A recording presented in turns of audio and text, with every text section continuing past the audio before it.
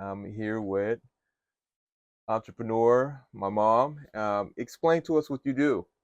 Sure. Well, um, thank you for this time, Yeah, thank you first of for all. having me interview you, and it's a pleasure. And I'll try not to cover up the microphone with my hands. Yeah, But so when you talked about the opportunity to sit down with you and talk more about what I do, and you used the word entrepreneur, it gave me a little bit of pause.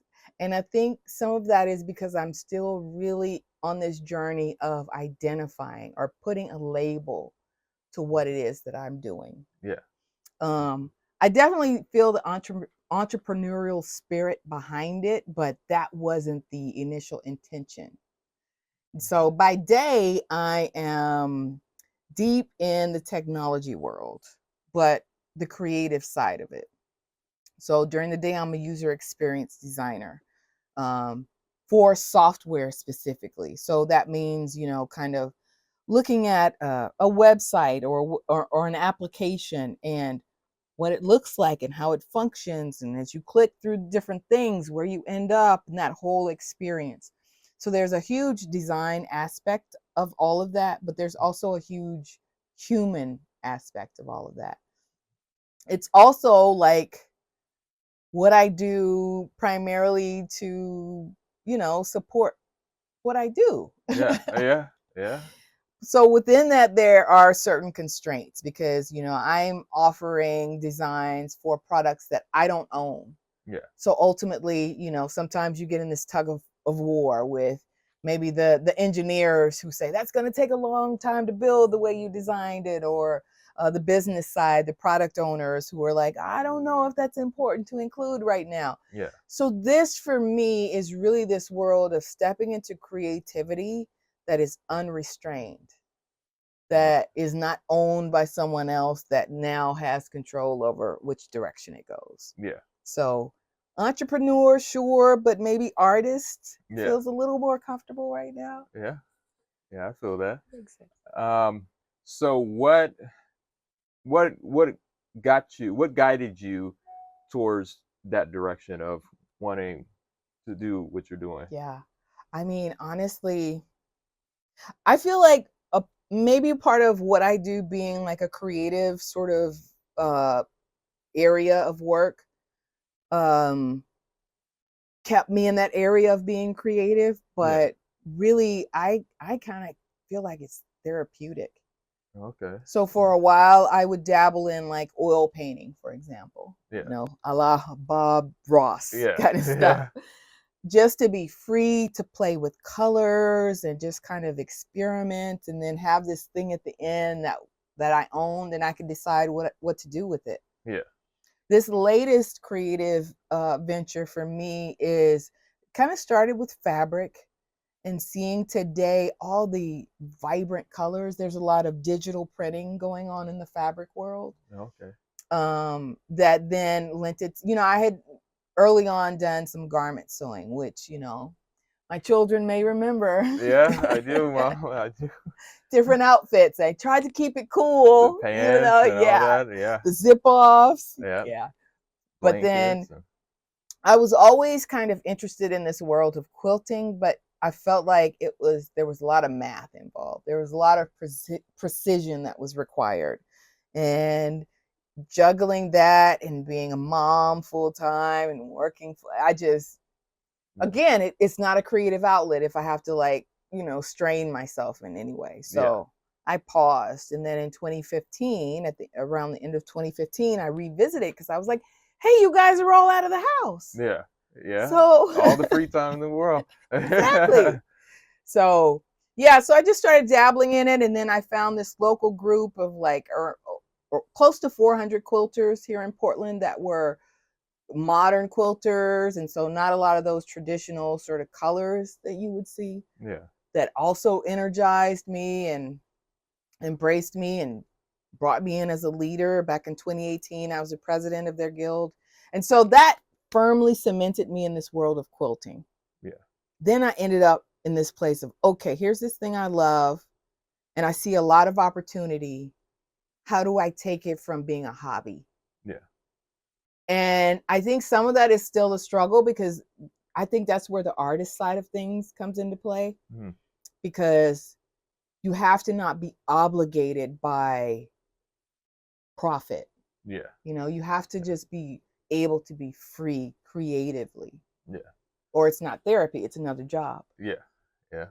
So yeah, I think yeah, that just kind of, as far as the journey for me and where things started, there was a little bit of the garment sewing, but I think really the opportunities with color, with fabric today, were was where a lot of that jumped off. Yeah. So, what motivates you? Oh, that's a good question. That's hard to say. I mean, learning new things. I think that's a part of the motivation. Staying in that creative space for me, just and when I say creative space, just to quantify, because creative space for me could mean gardening. Yeah. Like, recently we moved into this house like 2 years ago, 2.5, and suddenly gardening became this thing. And then I discovered, oh, that's another creative outlet. Yeah. The difference is like your body and how Yeah. much you can put in. That's going to Yeah. come into play. Yeah. So um I mean, I just have really loved the creative space that YouTube has enabled for me. So many times in the past, you were just really limited to things like what you can find in books or people like your circle. And now it's like your circle is just global. Yeah. And so as I continue to like learn more, I found that one of the things I really enjoy and one of the things that really motivates me is learning from different people.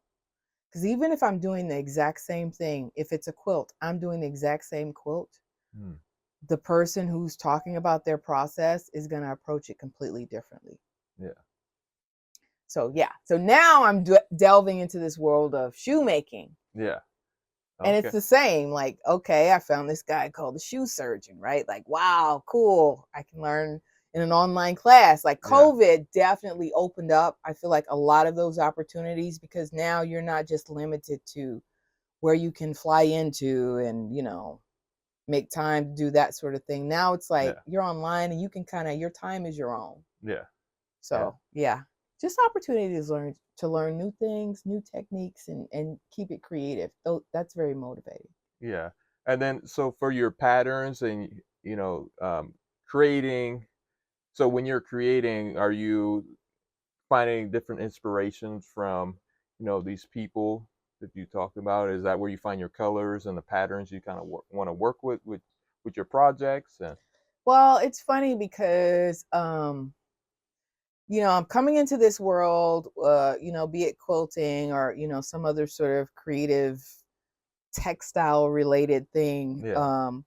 I'm finding that what I do during the day is a huge advantage, because I'm stepping into a world where people are learning, they're just starting to learn about things like color and values and hues and saturation and, things like that I kind of live in during the day. Yeah.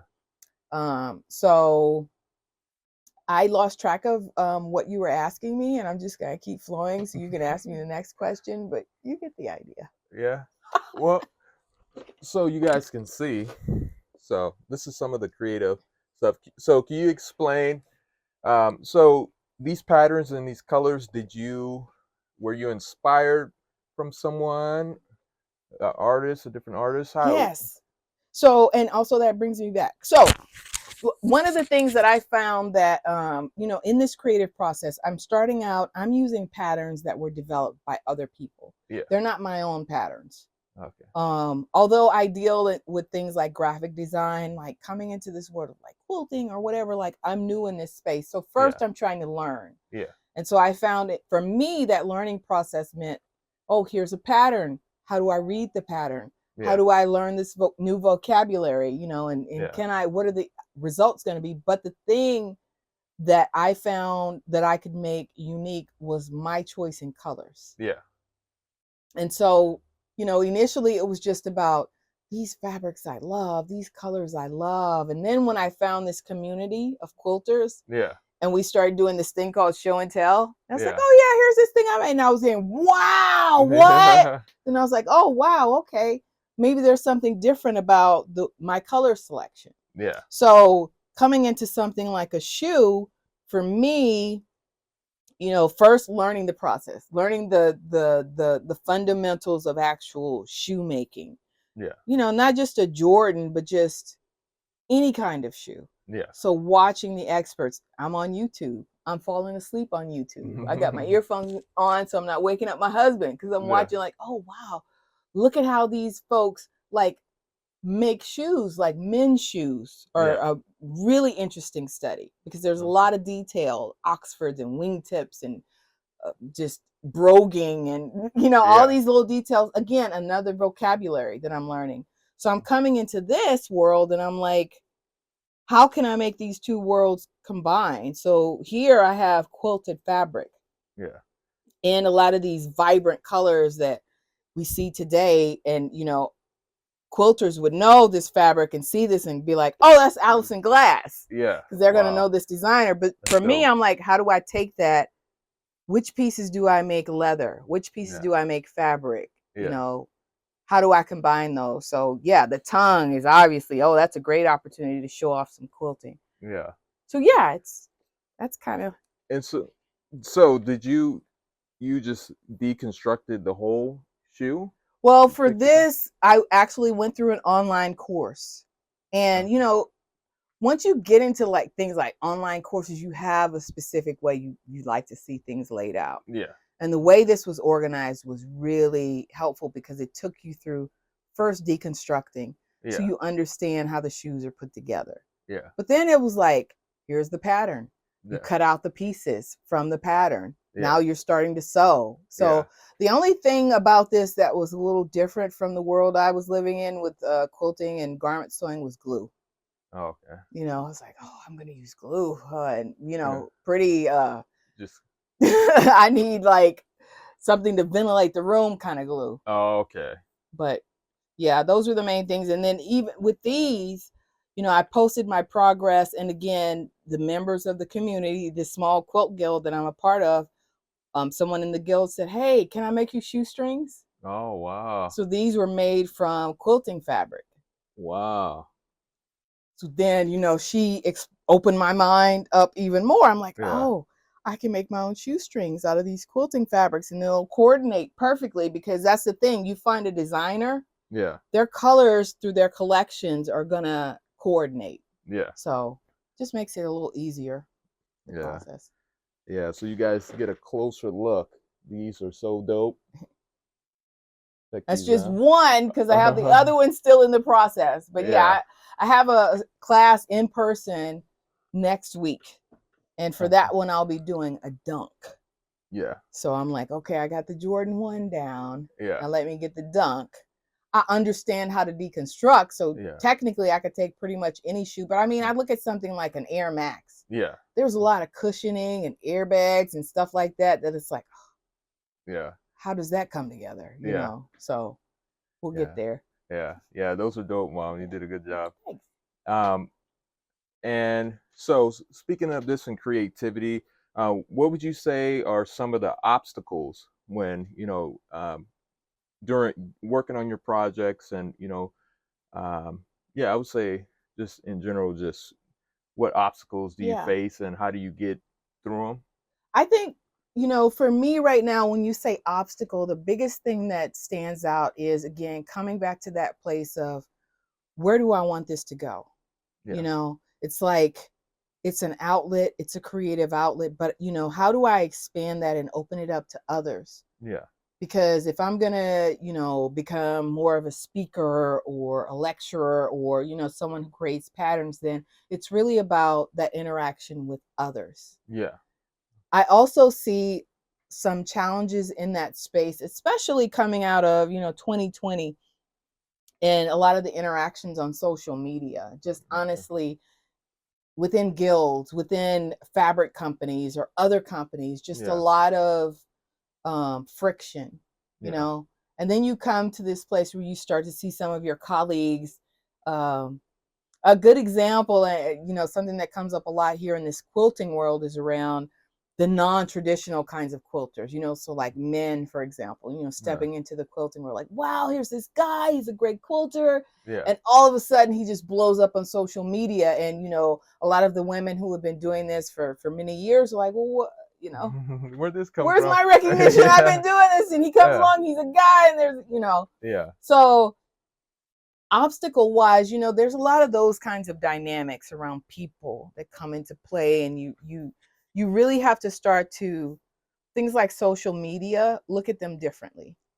Okay. So one of the things I'm doing right now, which you and I kind of touched on earlier, is trying to decide where I'm going. So I'm taking a few classes, like learning how to pitch to brands. I'm learning how to pull together something called a media kit, which is I'm pulling that together. It's kind of like a visual resume, if you would, for this world. So if you're an influencer or a content creator, how do you show your body of work?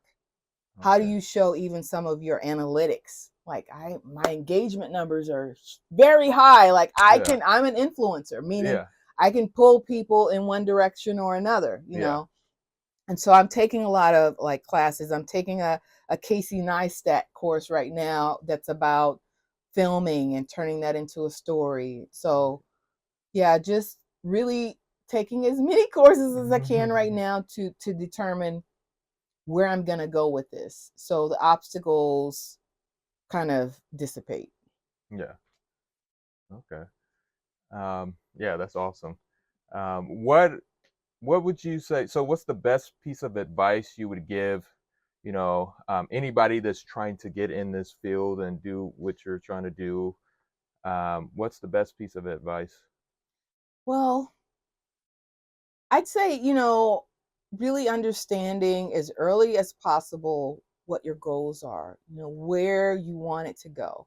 Because if you want to protect it, and I say it, but I really mean any kind of creative outlet. If you want to protect it because it is this safe space for you, it is this sort of therapy for you, then that's what you do. You don't expand it. You're not trying to become an influencer. You don't care about your follower count, for example.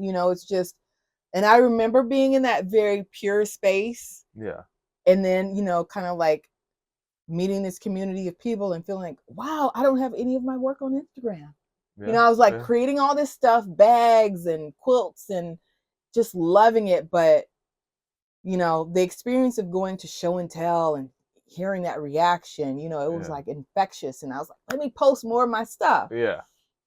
So you just really have to weigh the value of that over like protecting it as a safe space. And if you decide, this is an outlet, this is an opportunity for me to turn this into a business, then that's what you do. So then that means, things like your Instagram, you create a separate Instagram. So you keep your personal Instagram and keep doing what you're doing, but you're focused. And then you decide, what's my value to brands, things like that. A lot of the things that I'm learning in these courses that I'm taking right now. Okay. Yeah, that's awesome. Where can people reach you if they want to see your work, or if they say they need, you to work on a shoe for them, a quilt or anything like that? Where can they reach you at? Okay, so I have a few online presences, but it's all pretty much under in this world, it's pretty much under the umbrella of Northwest Pepper. That's NW Pepper. The name kind of comes from I was collaborating with a good friend of mine from my days working at a huge footwear and apparel company. We know what that is. Yes. So a friend who's a footwear designer, and he like stumbled across some of my work on Instagram. He's like, oh my gosh, your quilts are amazing. And you got me going around New York talking about quilts to people. And they're like, quilts, So we kind of started collaborating for a bit there just to kind of see what interest there was. And a lot of the things in terms of the brand kind of came from that collaboration. So the name Northwest Pepper was like, I'm living in the Pacific Northwest. There's a little bit of the flavor of me being a person of color living here. So that's where the pepper comes from. I didn't feel like the name, the brand needed to have quilts in it because that's limiting me. Yeah. Even the person that I'm learning from right now, the shoe surgeon, Yeah. has taken shoe out of his brand and he's just surgeon because he's partnering with brands like Bentley and doing upholstery and things like Wow. that. And so, just again, kind of even going back to that advice to people starting out, just think about your brand and making sure you don't limit it because Nike, for example, Yeah. they're not called Nike shoes. Yeah. Right? Yeah. If they'd done that in the beginning, they wouldn't be making apparel. They wouldn't be making equipment and all these other things. And so just think about your brand. I have another brand under my umbrella called Black Web Diva. Okay. And so that was one that I started, we won't say how many years ago. Many years ago, but that was around web design. Yeah. And so I look at that name today and it's like, it's very specific to web, Yeah. And so I don't think I could expand that, include quilting and things like that within it. So, but yeah, if I'm doing anything graphic design related or web design related, I could still, include it under that umbrella. So yeah, just thinking about that whole brand and your goal, your mission, like what are you, some of it comes from doing things like writing a business plan because you're forced to really think about what you're going to do. Yeah, that's awesome. And so you guys can subscribe and let me know what you think. You can follow my mother. I'll have a link in my bio as well. And yeah, you guys have a good rest of your day.